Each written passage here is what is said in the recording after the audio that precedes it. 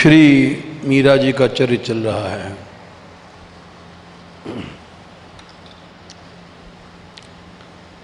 सदृश गोपिका प्रेम प्रगट कल जुग ही दिखायो, निरअंकुश अति निडर रसिक रस जसना गायो रसना गायो। दुष्टन दोष विचार मृत्यु को उद्यम कियो, बार न बाको भयो गरल अमृत जो पियो। भक्ति निशान बजाए के काहू ते नाहिन लजी, लोक लाज कुल श्रृंखला तज मीरा गिरधर भजी। किसी भी श्रृंखला को उन्होंने नहीं माना, निरंकुश रही। नाभाजी के शब्दों में अति निडर रही। भक्ति निशान डंके की चोट पर उन्होंने भक्ति किया।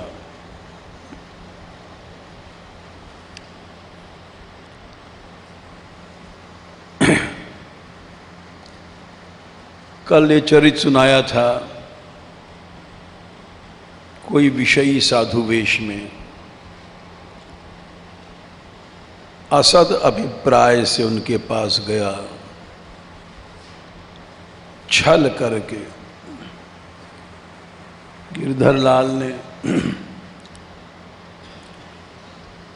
अंग संग की आज्ञा दिया है।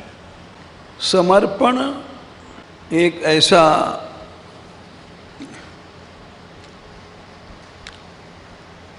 अमोघ अस्त्र है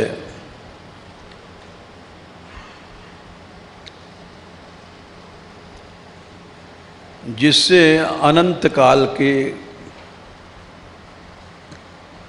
दुष्कृत एक क्षण में जल जाते हैं।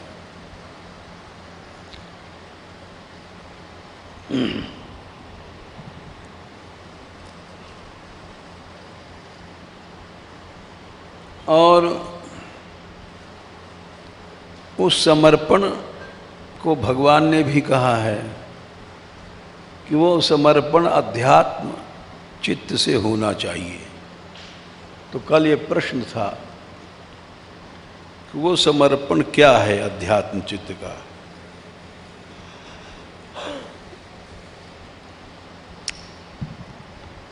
प्रहलाद जी ने समर्पण की महिमा बताते हुए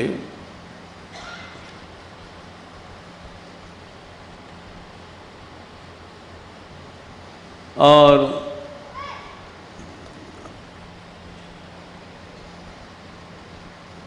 इतना उसकी महत्ता बताई है भगवान नरहरि के सामने। 7वें स्कंध में 9वें अध्याय में उन्होंने समर्पण योग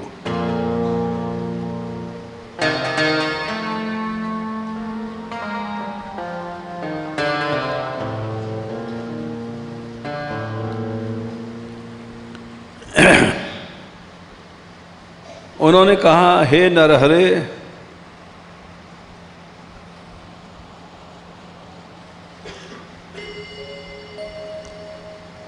विप्राद विषद गुणयुताद अरविंदनाभ पादारविंद विमुखा क्षपचम वरिष्ठम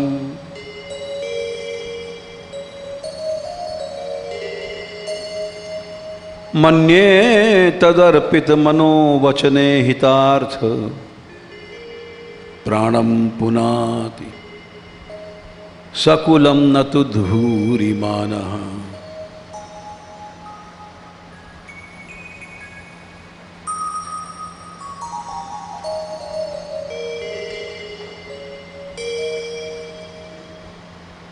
ब्राह्मण भगवान का मुख है। जन्मना ब्राह्मणो गुरु, जन्म से ही वो गुरु होता है। स्वयं भगवान भी ब्रह्मण्य देव हैं।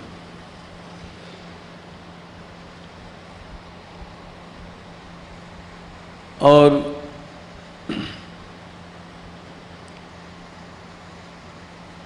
गोस्वामी जी ने भी विप्रपद पूजा भक्ति का प्रारंभ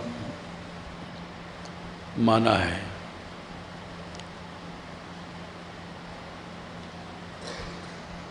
किंतु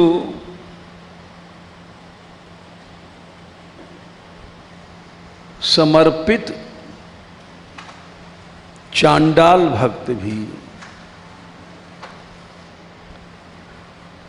ब्राह्मण से श्रेष्ठ हो जाता है। समर्पण योग ऐसा योग है। ब्राह्मण के अंदर 12 गुण यदि होते हैं तो संपूर्ण रूप से वो पूज्य, सम्मान्य, तप, शम, दम आदि 12 गुण यदि हैं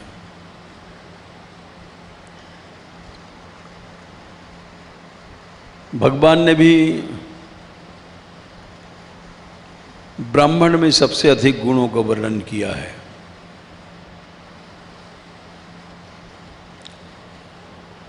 गीता में उन्होंने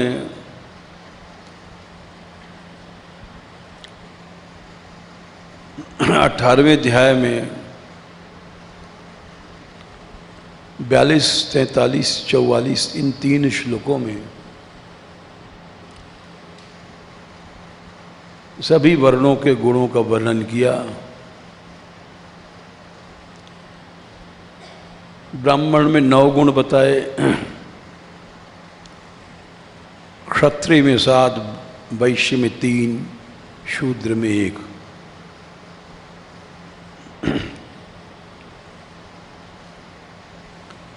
शमो दपस्तपः शौचम क्षांतिरार्जवमेव च ज्ञानम विज्ञानम आस्तिक्यम। ये 9 गुण उन्होंने ब्राह्मण में बताए।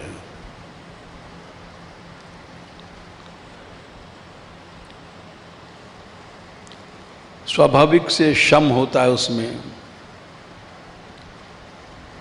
अंतःकरण की शांति। दम होता है इंद्रियों का संयम। तप में उसकी स्वाभाविक प्रवृत्ति होती है। शौच, बाह्याभ्यंतर पवित्रता स्वाभाविक होती है उसमें। शांति भी स्वाभाविक उसका धर्म होता है।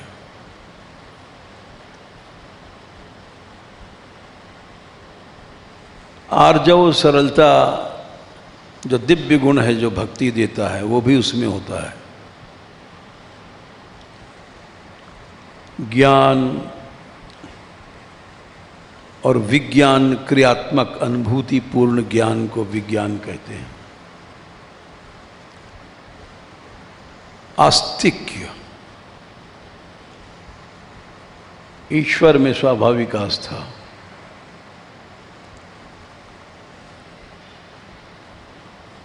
ये 9 गुणों का वर्णन किया है।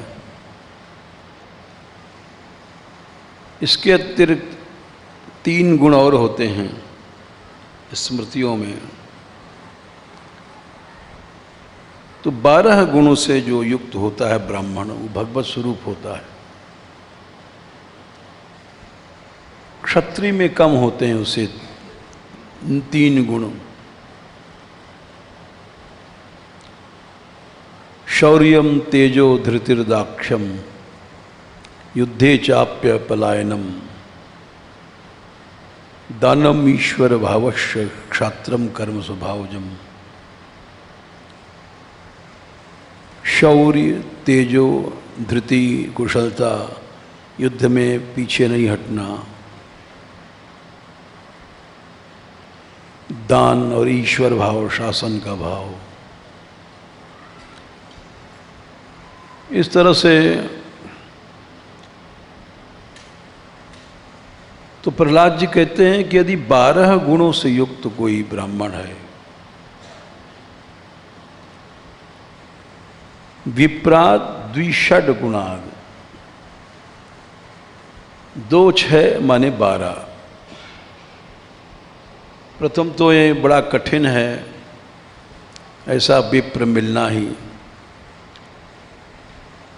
किंतु यदि कोई है भी और उसमें भक्ति नहीं है तो उससे चांडाल भी श्रेष्ठ है। विप्राट द्विषड गुण युताद अरविंद नाभ पादारविंद विमुखात क्षपचम वरिष्ठम। क्यों? केवल समर्पण के ही कारण वो ब्राह्मण से श्रेष्ठ बन जाता है।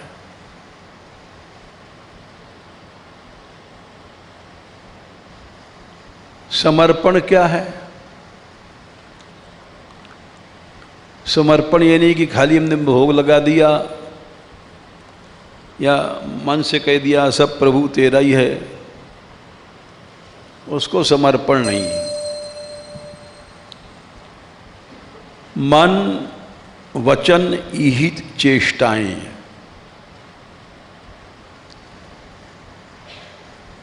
और अर्थ जितना भी उसके पास संपत्ति या धन जो कुछ है, और प्राण, उन्होंने कहा ये 5 चीजें केवल श्री कृष्ण के लिए हैं तो समर्पण समर्पण है। ये नहीं कि हमने 500 रुपये भेंट कर दिया समर्पण हो गया, या बहुत पैसा भेंट किया समर्पण नहीं हुआ। समर्पण होता है मन प्रभु के चरणों में सदा रहे, वाणी केवल उनके ही इंद्रियां कार्य में रहें, यही चेष्टाएं जितनी क्रियाएं हैं वो भगवान के लिए ही हों। अर्थ जो अपने पास साधन है, और प्राण।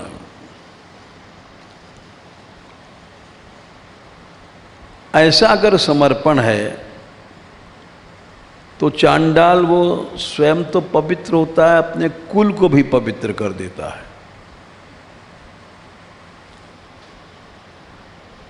मन्ये तदर्पित मनोवचने हितार्थ प्राणम पुनाति सकुलम न तो भूरिमानः। मान की भावना रखने वाला ब्राह्मण स्वयं भी पवित्र नहीं होता है, दूसरों को क्या पवित्र करेगा।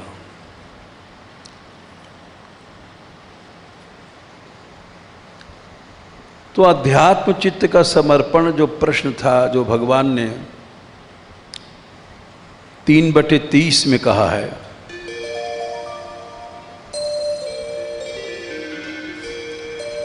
मयि सर्वाणि कर्माणि सन्न्यस्य अध्यात्म चेतसा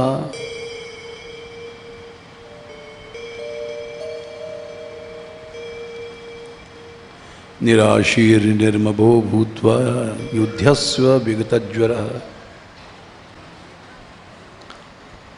सभी कर्मों का अध्यात्म चित्त से समर्पण किया जाए। अध्यात्म चित्त से मतलब होता है अधि माने भीतर, आत्मा माने शरीर, मन, बुद्धि। आत्मा के 12 अर्थ होते हैं। अध्यात्म माने भीतर का सारा जितना भी है तुम्हारा। ये बाहर का संसार तो बहुत छोटा है, भीतर बहुत बड़ा संसार है। शरीर से आगे इंद्रियां हैं, बड़ी सूक्ष्म हैं। इंद्रियों से आगे भीतर चल के मन है। वैसे इंद्रियों से भी भीतर है प्राण। अन्नमय कोश के भीतर प्राणमय कोश है,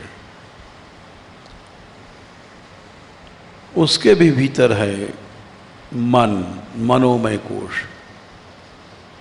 उसके भी भीतर जाओ बुद्धि है, अब बुद्धि के भी भीतर जाओ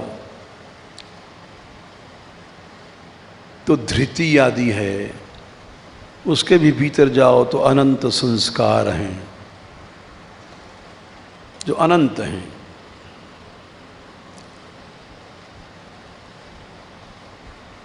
तो केवल शरीर का समर्पण नहीं है, भीतर का जितना भी है अध्यात्म बोला जाता है। स्वभाव, गुण, कर्म, इंद्रियां, मन, बुद्धि, ये सब अध्यात्म है।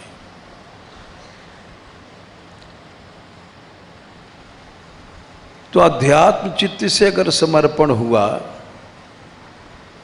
तो निराशीर और निर्मम हो जाएगा मनुष्य। निराशीर माने कोई कामना पैदा नहीं होगी, क्योंकि मन समर्पित हो गया भगवान को। अब कौन सा मन है जो लड्डू खाएगा, पेड़ा खाएगा, पैसा लाएगा?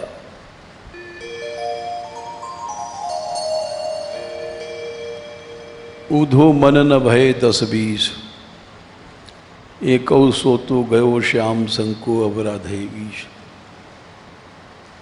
तो जब मन समर्पित हो गया भगवान में, तो बाहर क्यों आएगा लड्डू खाने, भोग भोगने, पैसा इकट्ठा करने? इसलिए मन का समर्पण, इंद्रियों का समर्पण हो गया तो दूसरी इंद्रियां कहाँ से लाएगा भोग भोगने के लिए? बुद्धि का समर्पण हो गया, अहंता का समर्पण हो गया, आशयाभिमान जाय जन भोरे, मैं सेवक रघुपति पति मोरे।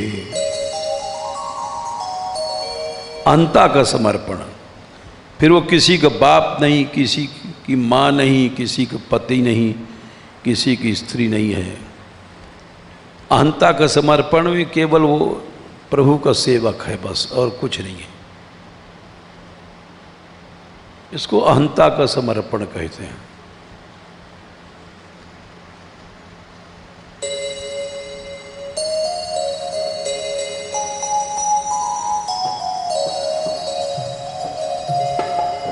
भजूं तो गोपाल एक,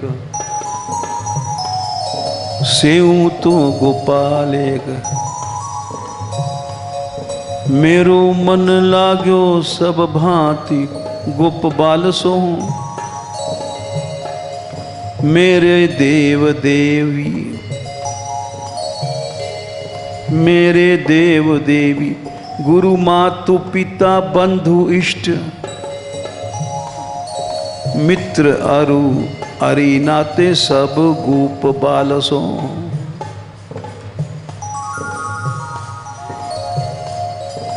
हरिश्चंद्र और सोना कछु संबंध मेरो, आसरु सदैव एक लोचन विशाल सो। मांगू तो गोपाल सो, ना मांगू तो गोपाल सो, रिझू तो गोपाल सो, खींचू तो गोपाल सो। ये अहंता का समर्पण हो गया।